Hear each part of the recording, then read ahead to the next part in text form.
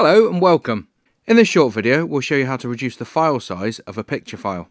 This works for JPEGs, PNGs and most other file types by just using Microsoft Paint.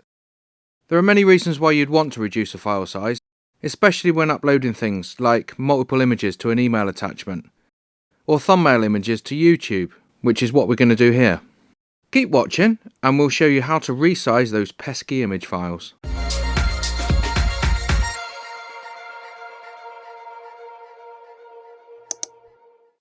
Okay, so I've got my image here on the desktop.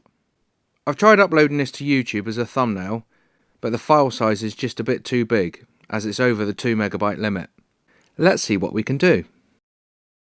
Right click on the image. In the options that pop up, click on Open With and then Paint. Your image will now open in Paint. If you want to make a PNG file smaller, the easiest way to do this is to convert it to JPEG. To do that, click on File and then Save As and choose JPEG, which will really reduce the file size. If you've got a PNG, do this now and check how big the file size is before trying to resize it again. As my image is already JPEG, I'm going to resize. Go up to the top left and click on Resize. Make sure that Maintain Aspect Ratio is ticked. Now, you have a couple of options here as far as the size. Changing either percentage or pixels will reduce the size of the image, depending what results you're after. If you have lots of images that you want to make a uniform size, for example using in PowerPoint or website images, then pixels is great. Here I could go through and make sure all of my images are 700 pixels wide or whatever size I needed. For this image though, I'm just going to use percentage. My original JPEG was about 3.5 MB.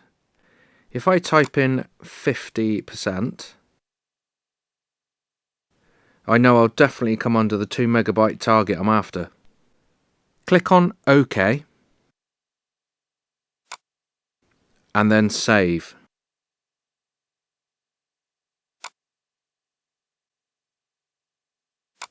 Looking at my image that I've saved here, originally this was about 3.5 MB. Checking now, the file size of my image is about 1.5 MB, which is just what I'm after. If you're unsure about the finished quality of your image, save it as a different name and compare the results. Make sure it's still the quality you're looking for before overwriting your original file.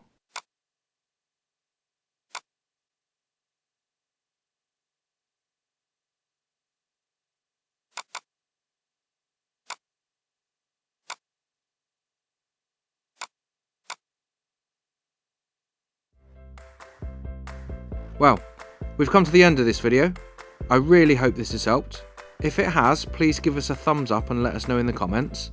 If you're still a bit stuck, leave us a comment below and we'll see if we can help you out. Please also hit the subscribe button to bookmark us so you can come back and be the first to hear about the next top tech tip. Bye bye.